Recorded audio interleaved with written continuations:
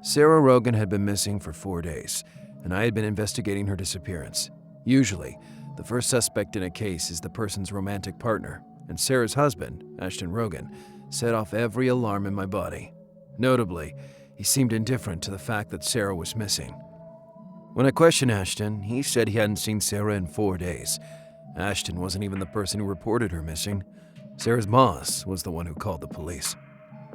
I went to Rogen's home, and on the desk in their den, I found a piece of paper with some numbers written on it. On the other side of the paper, there was the name Arnold written in all caps, and there were more letters and numbers.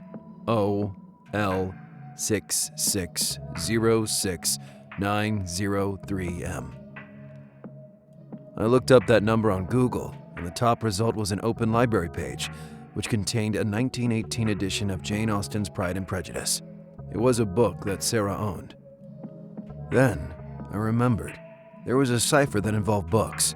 Specifically, there was a cipher called the Arnold cipher. It was used by Benedict Arnold and John Andre to communicate with each other when they were plotting the surrender of West Point during the American Revolution. To use this cipher, both message sender and the message receiver need the same edition of the same book. Then the code consists of 3 numbers, usually separated by periods, and the numbers represent a word. To find the word, you go to the specific page in the book, which is the first number in the sequence. The second number is the line, and then the last number is the word number in that line. For example, to find out what 4447 is, you would go to page 44, go to the 4th line on that page, and then it's the 7th full word on that line. For example, in Pride and Prejudice, that word is breeding. When I used the 1918 edition of Pride and Prejudice to decipher Sarah's code, this was the message I found. If something happens to me, my husband did it. He is the closet monster. The proof is in the book on the shelves. I was shocked when I decoded the message. I'd been investigating a serial killer called the Closet Monster. He would break into people's houses, hide in a closet, and then stab them in their sleep. I managed to get a search warrant.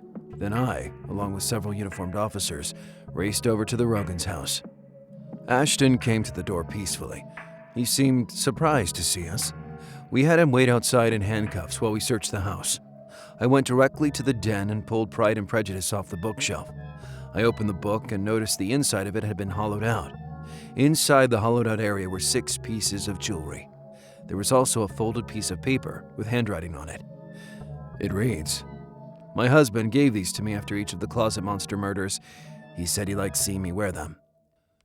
Then I was reading a news article about the murders, and there were pictures of the victims.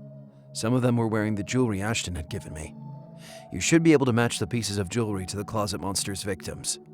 Please, arrest my husband before he hurts anyone else. Sincerely, Sarah Rogen. I ordered the evidence to be photographed and bagged, and then I went back to my office. I wanted to find out everything I could about Ashton Rogen before I interrogated him. But I was surprised, because after about a half an hour of searching, I learned absolutely nothing about him. No arrests. He didn't have a driver's license or even a social security number. I also couldn't find the marriage certificate for Ashton and Sarah. Of course, Ashton had no social media. Sarah had a Facebook account, but there were no pictures of Ashton on it.